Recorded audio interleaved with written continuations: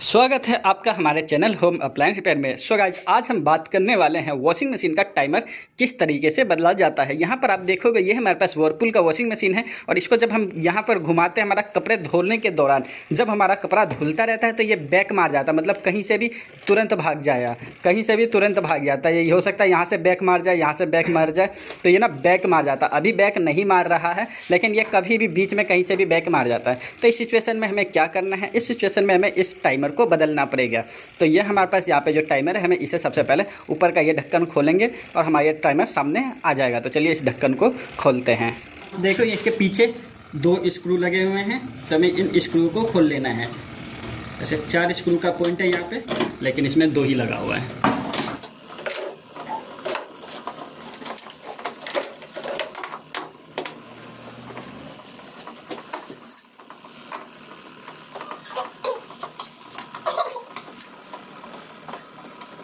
यहाँ 3 स्क्रू लगे हुए थे, हमने तीनों स्क्रू को खोल लिया है। अब इसको खोलने के बाद ये हमारा ऊपर की तरफ ऐसे करना है, मैं पीछे से, ये हमारा बाहर आ जाएगा। तो ये देखोगे आप, ये हमारा बाहर आ गया है ईजिली।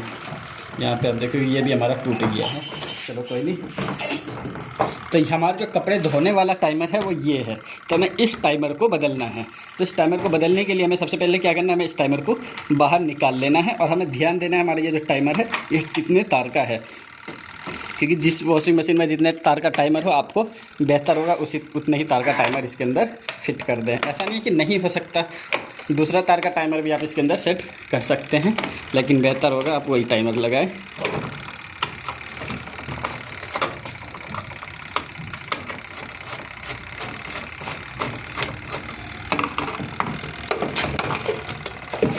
ये बाहर नहीं निकल रहा है, हमें सबसे पहले ये बाहर निकाल लेना आगे से। जब खींचोगे आसानी से ईजिली निकल जाएगा वो।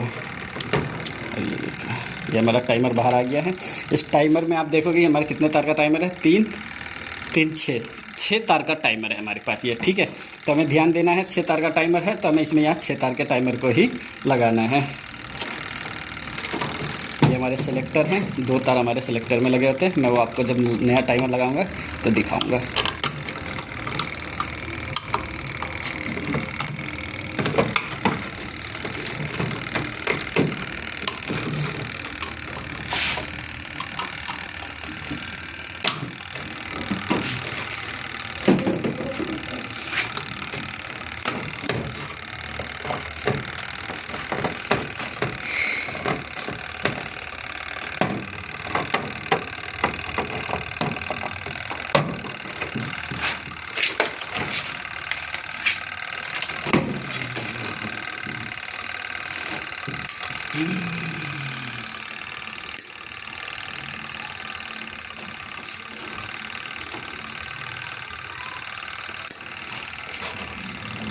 तो ये हमने इस टाइमर को बाहर निकाल लिया। हमें अब मार्केट से क्या करना है, सेम 6 तार का ही टाइमर लेकर आना है। तो चलिए मार्केट से सेम 6 तार का टाइमर लेकर आते हैं। अगर कलर कोडिंग सेम मिल जाता तो आसानी होगी आपको लगाने में, कोई भी बंदा लगा सकता है। लेकिन अगर आपकी कलर कोडिंग सेम नहीं होती है तो आपको लगाने में थोड़ी समस्या हो सकती है, ठीक है। तो यहाँ पे आप देखोगे मैंने यहाँ से मार्केट में 6 तार का टाइमर सेम लेकर आ चुका हूँ।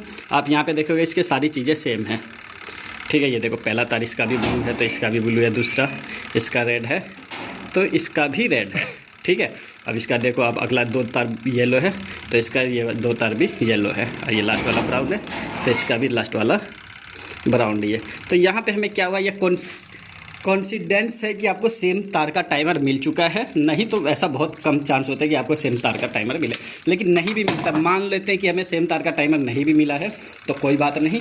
यहाँ पर आप देखोगे किसी भी टाइमर में जो पहला तार होगा गाइस आपका, इस तरफ से जो पहला तार होगा हमारा जिधर सप्लाई आती है, अब कहोगे सप्लाई कैसे, तो यहाँ पे देखोगे इस टाइमर में ना 3 तार बहुत बड़े हैं, देख रहे हो 3, जिसमें 1 लाल है 2 पीले हैं। ये 3 तार बहुत बड़े हैं, बाकी 3 तार इसमें छोटे हैं।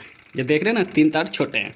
तो इसमें जिस तरफ सप्लाई आती है इनमें ना ये जो लाल वाला तार है ये हमारी सप्लाई की है, ठीक है। ये लाल वाली तार हमारी सप्लाई की है। और ये जो पहला तार आएगा ये हमारा बजर का होता है। बजर क्या, जब मशीन बंद होने से पहले हमें आगाह करती है कि आपकी मशीन बंद हो गई है, तो ये बजर का है। और ये वाला तार हमारा सप्लाई का है जो इसमें फेस जाएगा हमारा इस टाइमर को।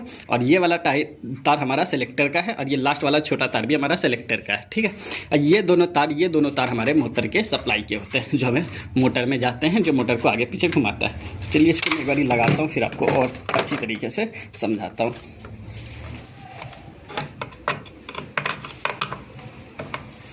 ये हमारा टाइमर सेट हो गया यहाँ पर। फिर हमें आप देख रहे हैं हमने यहाँ टाइमर को सेट कर दिया है, इसको भी टाइट कर दिया। अब यहाँ पे आप देखोगे ये जैसा कि मैंने आपको बताया था, ये पहला वाला हमारा बजर का है, क्लियर है। तो यहाँ पर हमें इसे बजर में लगा देना। हमारा बजर कहाँ है, तो ये रहा। तो यहाँ पे बजर कहाँ है हमारा, ये रहा। ये बदला बजर हमारा इसमें, ये देखो बजर में हमने इसे लगा दिया, ठीक है। अब ये जो दूसरा तार है हमारा, ये वाला तार हमारा सेलेक्टर का है।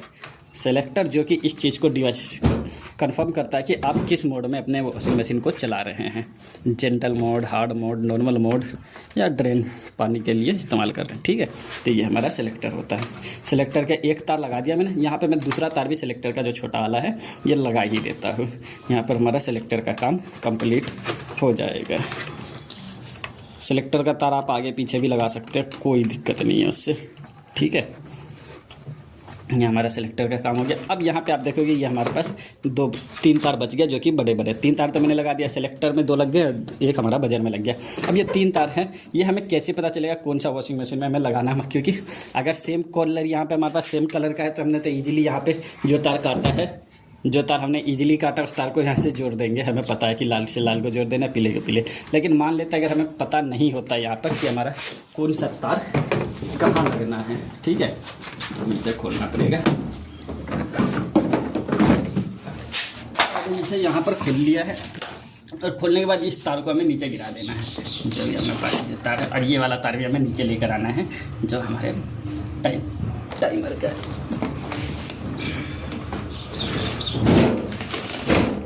देखो ये हमारा आ गया। अब हमें इसे क्या करना है, एक को सप्लाई में लगानी है। ये वाली तो हमें पता है हमारा ये सप्लाई है, ये सेपरेटर रेड वाला हमारा सप्लाई है। तो यहाँ पर आप देखोगे ये हमारा मोटर के 2 तार है। हमने क्या करना है, ये मोटर के 2 तार आते हैं हमारे, ये मोटर के 2 तार है हमारे पास, ठीक है, क्लियर, यहाँ तक सब सही है। ये हमें अपने जो 2 येलो कलर के वायर है हमारे जो टाइमर के, हमें इन दोनों येलो कलर के वायर को मोटर के इन दोनों तारों के साथ कनेक्ट कर लेना है। मोटर में वैसे 3 तार होते हैं, 2 तार ये सेम कलर का और एक ये रहा येलो कलर का, ठीक है ना। तो हमें मोटर के जो 2 सेम कलर के तार होंगे, ठीक है, हमेशा मोटर में 2 ही कलर का इस्तेमाल होता है। 2 तार सेम कलर का होगा और 1 तार अलग कलर के होंगे, क्लियर है यहाँ पर। तो ये जो मोटर के हमारे दोनों तार सेम कलर के हैं, हमें उसको पकड़ना है अभी पहले, और जो हमारा टाइमर के दोनों तार हैं उसे कनेक्ट कर लेना है।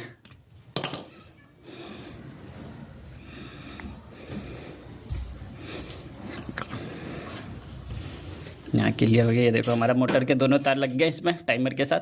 यहाँ पर चीज़ें आधी कंप्लीट हो गई। अब हमें क्या करना है, मोटर को हमें कैपेसिटर से भी कनेक्ट करना है। तो कैपेसिटर के हमारे पास 2 तार यहाँ पे देखने को मिलेंगे आपको। ये रहा, ये 2 तार हमारे पास कैपेसिटर के हैं। तो हमें इन कैपेसिटर के दोनों तारों को भी मोटर से कनेक्ट कर लेना है, ठीक है। तो इसे हम इसके साथ अटैच कर देंगे, ठीक है। तो हमें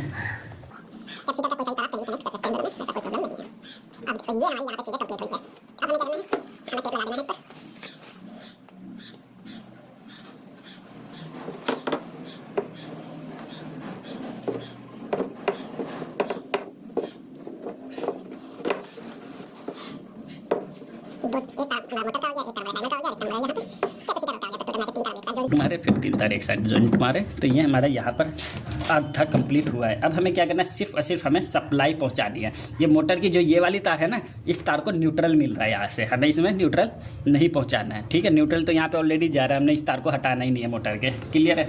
और अब हमें इसको टाइमर को सप्लाई देना है। टाइमर को सप्लाई कहाँ से देंगे, तो यहाँ पे आप देखोगे ये हमारी मेन सप्लाई है, ये मेन सप्लाई है। इस मेन सप्लाई से हमें टाइमर को कनेक्ट सप्लाई दे सकते हैं। तो इसमें भी हमें कैसे पता चलेगा हमारा फेस कौन सा, न्यूट्रल कौन सा है। तो जिसमें ये हमारा लगा होगा उसको उसमें नहीं लगाना, हमें उसके दूसरे तार में लगा देंगे, बस काम चल जाएगा हमारा। ये रहा, ये हमारा मेन है।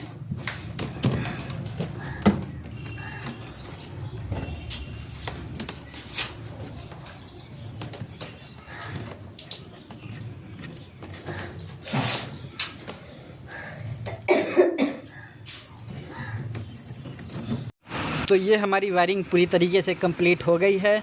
तो आपके अगर वॉशिंग मशीन में भी इस तरीके की कोई समस्या आ रही है, या तो आपका वॉशिंग मशीन का टाइमर चल नहीं रहा है, या टाइमर बैक मार जा रहा है, या टाइमर की वजह से मोटर नहीं चल रहा है आपका, तो आप इस तरीके से आप अपने वॉशिंग मशीन के टाइमर को ईजिली बदल सकते हैं।